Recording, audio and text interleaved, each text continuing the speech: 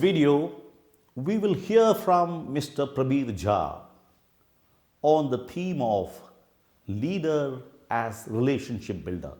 Prabir Jha is an outstanding management practitioner and a recognized thought leader.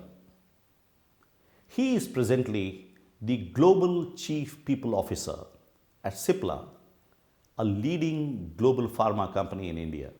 He has a very rich academic and professional record.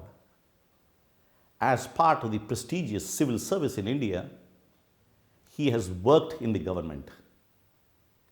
Then he moved to successfully lead people initiatives in reputed multinational companies. As head of the human resources function in large and progressive organizations, he has led global human resources strategy, organization development interventions, leadership capability development, and a host of other people initiatives. Prabir is also a visiting faculty at leading business schools, a leadership coach, and a prolific writer.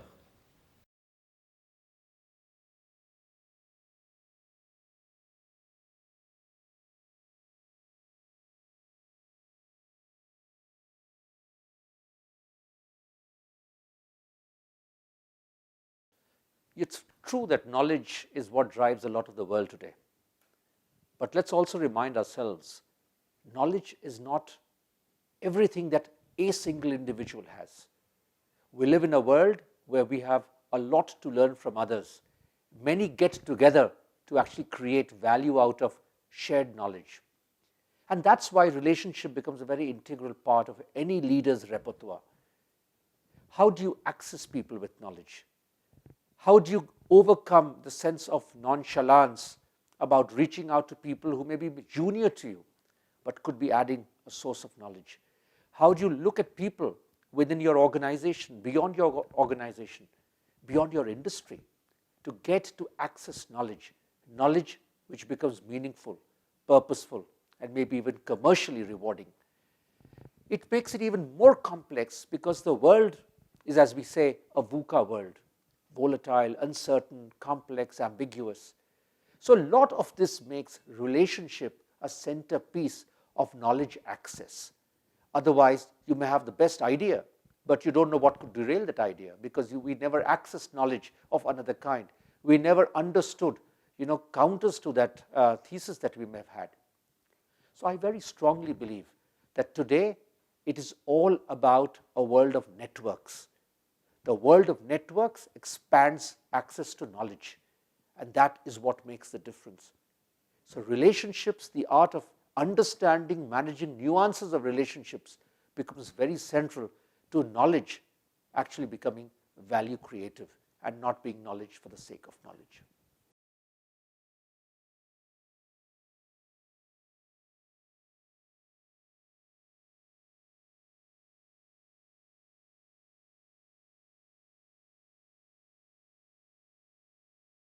Any relationship, whether it's for a frontline manager or for anyone else, is fundamentally about trust.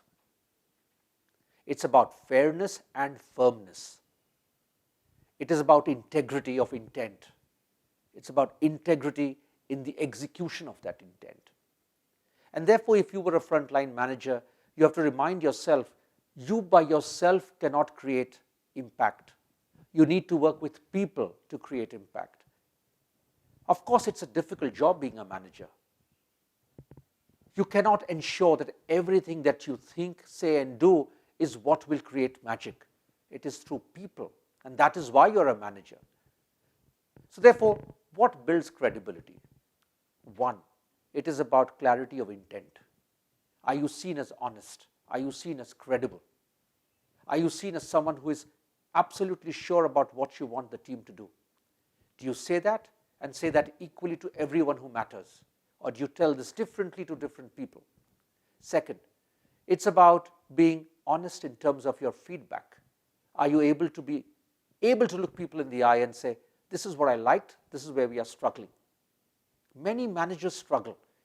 many managers struggle to give honest, critical feedback. You can say it well, but you must say what needs to be said, and in time. Very important to remember. Third, a lot of it is really about firmness. A manager's job is not about appeasing people. It's not about playing one against the other. Relationships are created when people see you as firm in your resolute, but fair in your action. And it is about, therefore, listening. It's about empathizing. It's about absorbing different points of view, and then finally distilling it to make what is a fair call. Not a call which pleases X or not a call which pleases Y. It may well happen that it will please someone and may not please others, but you don't make a decision for that. And when you see this consistently being played out in your relationships with anyone and everyone around you, people trust you. And when you trust people, people have a relationship. And when you have won the relationship of people around you, you will be a successful manager. It is tough, but it is not complex. It needs honesty. It needs true intent. And that's what I would suggest a frontline manager to focus on.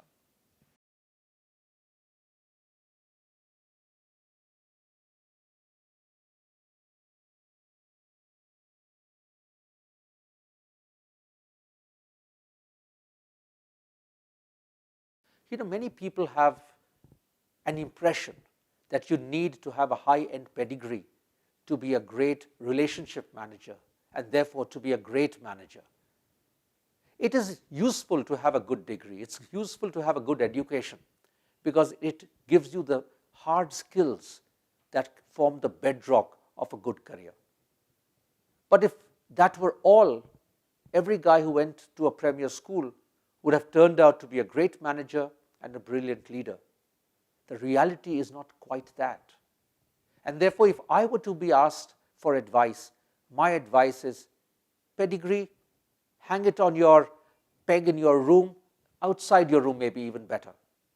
But focus very, very seriously about certain things which can help you imbibe skills that will ensure that you succeed as a leader. One, work with different managers, especially in your first 10 years. Rotate your assignments, rotate your roles, get to understand different contexts, see how different managers respond to different situations. There's so much to learn when you work with different people. And this is important to reinforce because working with a manager who you like could be a trap. You start cloning anything and everything that you see in a manager, howsoever good he or she may be. The reality is there's something else to be learned from someone else, and maybe there's something not quite to learn from this particular manager. So rotate your experiences, rotate your exposure. I think you learn maximum about that. The second, which is very important to do, ask for feedback. Be hungry for feedback. Ask feedback from your manager. Ask feedback from your clients. Ask feedback from your peers. And if you have reports, ask feedback from your reports. I believe it is all about exposing yourself to the reality of the blind spot that each one of us has. And done early, you get to have the time to remedy those blind spots. So that's the second thing that is very, very important. The third thing which I would encourage any new manager, any young professional to do is, please remind yourself, no one expects you to be a superstar. You cannot be the virtue of all strengths. It's okay not to be the big guy, but at least can you play on your strengths. So make sure your weaknesses don't derail you, but you must play on your strengths. Help identify in your early years, what are those signature strengths that you have? Do you have one? Do you have two? Do you have three? Beyond that, you're God. So if you've got a couple, you're a lucky guy. But make sure you leverage those strengths so well that you're able to build a reputation of impact, of empathy, of relationship, of influence, while making sure that any obvious derailers, you at least try and steer clear of them. That would be my advice to young professionals.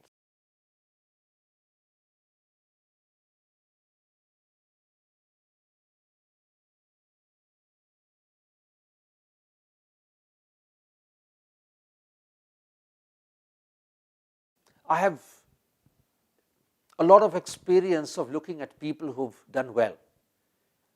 But I think I have learned a lot by seeing some career derailers.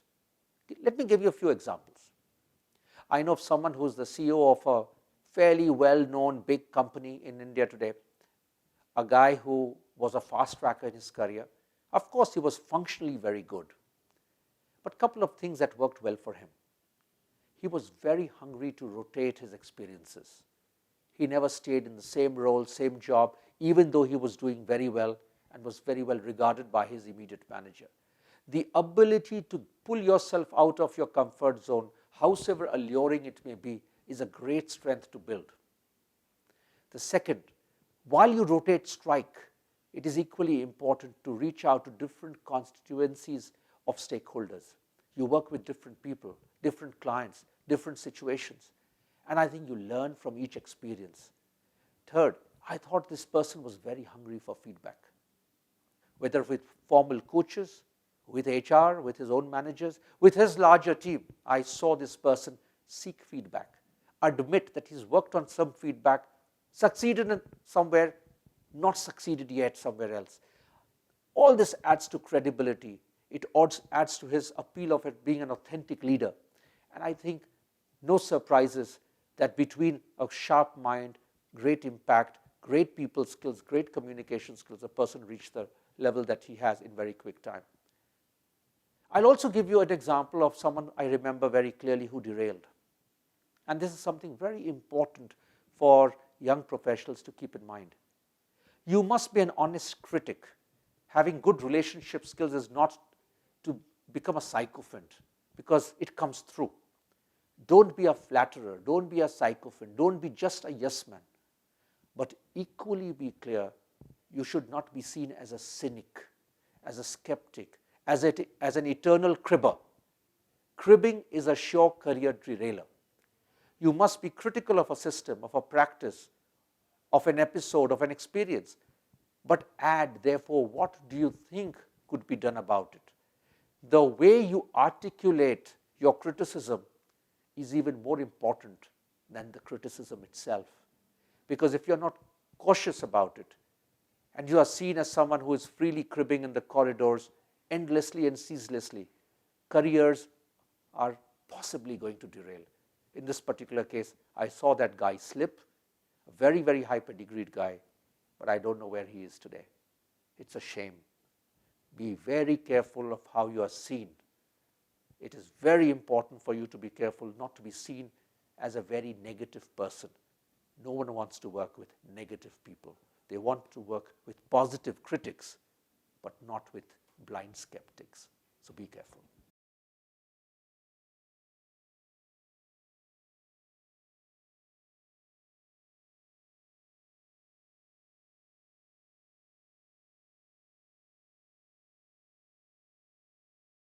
Frontline managers have two very difficult asks to manage.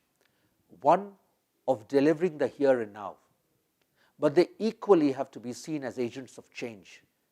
Company after company, irrespective of levels, is going through a lot of change and transformation. And I think a good frontline manager has to be able to do both the here and now while preparing for the there and then. And some things that to me are very, very important when I look at a frontline manager is it's all about relationship skills. It's all about your ability to influence the world around you. And to be a good guy at relationships, to be a good guy at influence, a couple of things come to mind. One, listen well.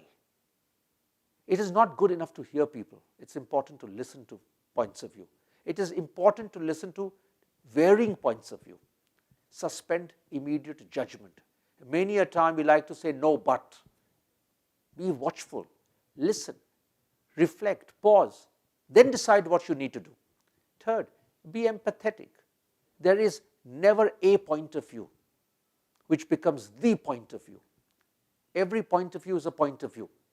You may choose to adopt a point of view, but let your point of view also not be seen to be the point of view. I think a lot of it is to do with the tone, with the informality of style. I think many frontline managers get to start behaving like true old world managers. But the world has changed. The best managers are great conversationalists. Whether they set goals, whether they review, whether they give feedback, it does not have to see you being in the high chair. Learn the art of conversation, learn the art of small talk, learn to soften the style while being firm around the substance. I think a lot of it is also to do with envisioning. People want to see their manager envision a positive state, a new state, to inspire them, to be credible. What you promise, you must deliver, because a promise is a promise. People are wanting feedback. Give feedback in time, but give them data points. Don't share your perception. That does not put you in good light. At the end of the day, remember, the world of business is typically a world of people. Whether it's your team, it's your client, it's your stakeholders, you are living in a world of people. And people, because they are people, are living in a web of relationships, in a complex web of relationships. Understand that if you've got to work on someone, understand what's that relationship that he or she wants. What is the communication style that he or she is comfortable with? And are you able to flex your own style to adopt and adapt to the circumstance, to the people that you at that time engage with? Inflexibility is a problem. So small things create big impact. I want to end on a very small thing that I keep telling a lot of people. You're very good at all the hard stuff, but what will eventually help you succeed, what will possibly prevent you from derailing, is your mastery of the soft things. Please remember, your past experience, your education, your pedigree is only a ticket to ride. You will finally get onto the train and cruise if you remember, soft is hard, very hard. Let softer elements become part of your management style. I wish you all the luck.